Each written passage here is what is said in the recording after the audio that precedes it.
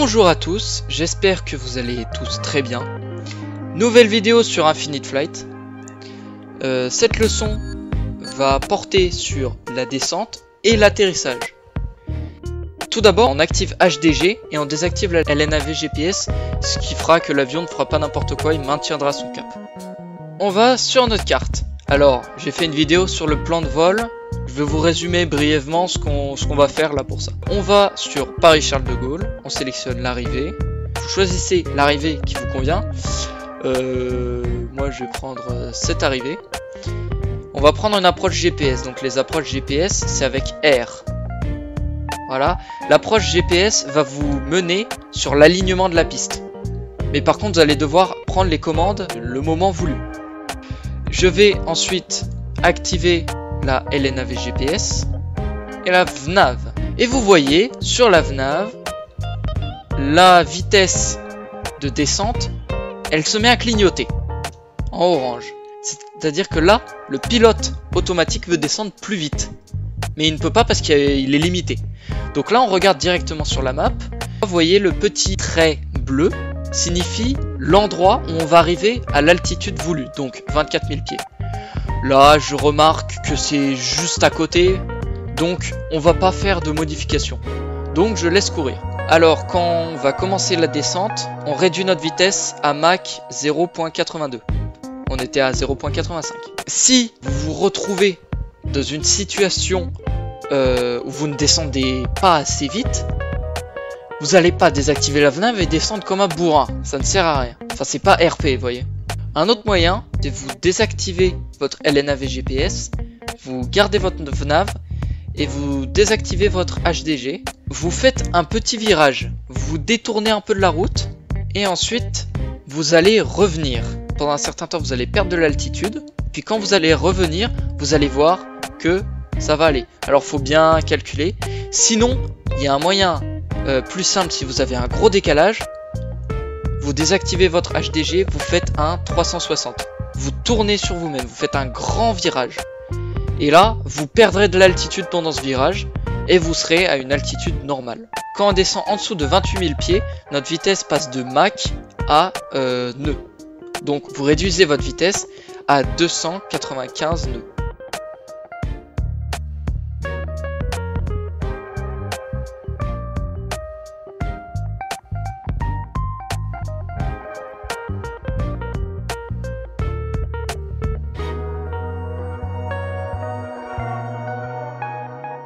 Alors parfois vous allez voir sur votre VNAV, il y aura une distance marquée en dessous. Donc pendant un certain temps vous n'allez pas descendre. En fait, ça vous indique simplement à quelle distance votre VNAV va s'activer. Et donc vous pouvez voir que quand il y a 0 nautical miles, ils nous mettent un petit message pour nous dire descente VNAV jusqu'à tatata pieds, 15 000 pieds dans ce cas-là.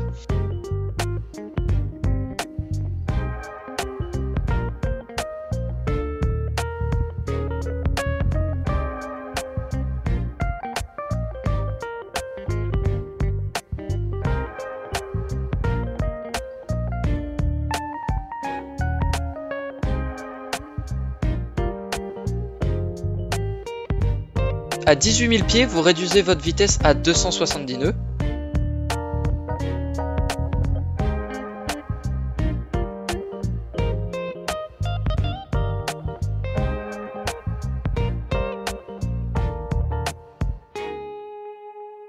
À 15 000 pieds, vous réduisez votre vitesse à 250 nœuds. Et vous descendez 1 degré de volet. Donc là, ça a été le cas pour moi. Si vous voyez que l'avion ne ralentit pas ou même accélère avec 0 de puissance, vous pouvez activer vos spoilers en mode flight, ce qui va ralentir votre avion. Et aussi pour savoir les degrés de volet en fonction de la vitesse, je ferai des tutoriels après sur les spécificités de chaque avion, mais pour l'instant il y a une petite fiche dans le cockpit qui va vous indiquer à quelle vitesse vous devez descendre vos volets. Alors il faut la chercher un peu. La dans Boeing 777, c'est ici. À 13 500 pieds, vous réduisez votre vitesse à 240 nœuds.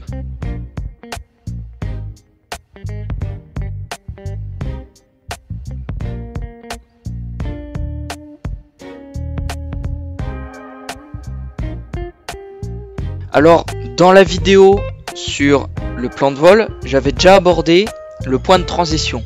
Donc, ça s'appelle l'IAF. Et l'IAF, dans ce cas-là, c'est Banox.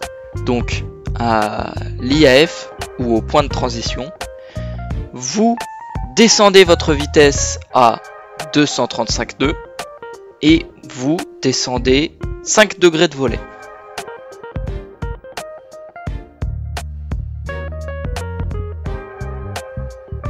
Avant d'arriver à 10 000 pieds, on vérifie que notre vitesse est bien en dessous de 250 nœuds.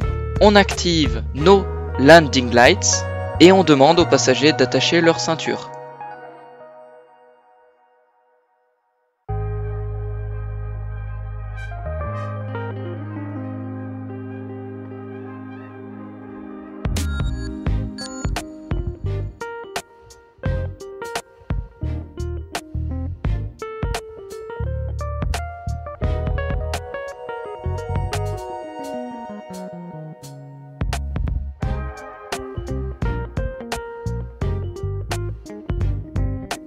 À 25 nautical miles de notre destination, on réduit notre vitesse à 215 nœuds et on descend 15 degrés de volet.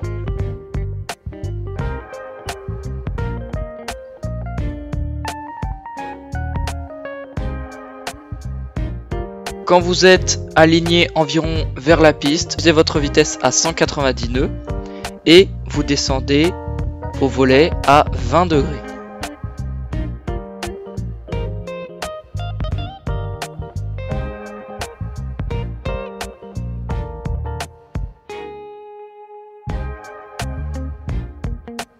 Quand vous vous trouvez à 13 nautical miles de votre destination, vous descendez vos trains d'atterrissage, vous mettez vos spoilers en armed, vous armez vos spoilers, vous mettez votre configuration de trim si vous voulez, ça c'est facultatif la trim.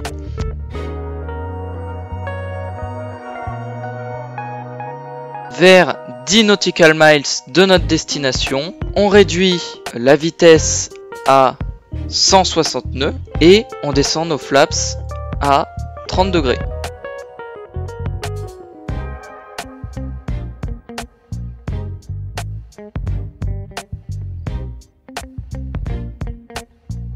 Ensuite, maintenant qu'on voit la piste, on peut reprendre notre avion en manuel. Par contre, gardez votre pilote automatique uniquement sur la vitesse parce qu'en descendant, ça peut varier très vite. Donc autant que ça soit le pilote automatique qui le fasse. Quand j'étais débutant, je me suis trouvé en finale à 220 nœuds, donc vous imaginez un peu le bazar. Alors là, j'étais un peu trop haut, c'est pas grave. Vous descendez un peu, vous surveillez votre vitesse, mais vous essayez de pas être trop haut.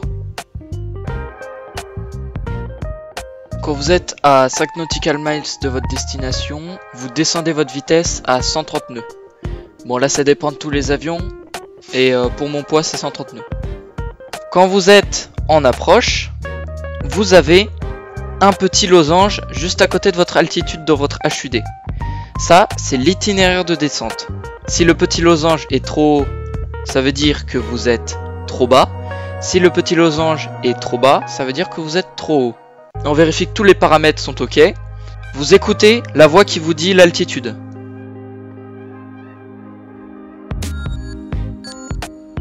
Quand vous entendez 200, vous désactivez votre pilote automatique de SPD, vous désactivez totalement votre pilote automatique et vous maintenez environ 33% de puissance.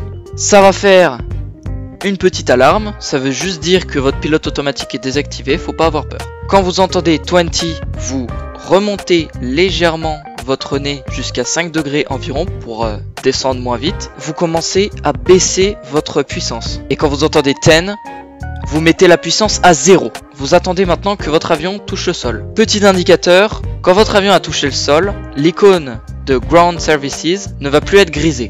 Dès que vos roues arrière ont touché le sol, vous activez vos inverseurs de poussée et vos freins. Vous freinez au maximum. Pour que ça soit RP, vos inverseurs de poussée doivent être rangés donc à 0 de puissance à 60 nœuds. Donc là j'ai été un peu étourdi, je l'ai pas fait, Mais de toute façon, c'est pas grave. Maintenant, ça va s'afficher sur votre écran. Vous avez toute la liste des choses à faire pendant la descente. Vous pouvez prendre une capture d'écran pour le savoir. Vous l'imprimer, enfin je sais pas, vous faites ce que vous voulez. Là, je vais vous montrer l'atterrissage sans voix, juste avec le son de l'avion et avec la voix qui parle, pour que vous soyez plus dans l'action et puis ce sera pas en ralenti. 300. 200.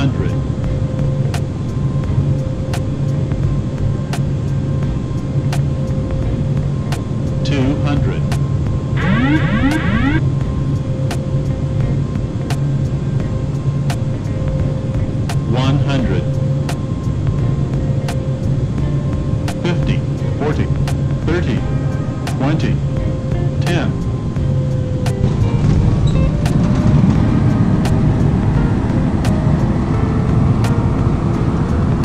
Donc, c'est la fin de cette vidéo. J'espère qu'elle vous a plu. N'hésitez pas à liker et à vous abonner si ce type de contenu vous plaît. Je vous souhaite un bon vol.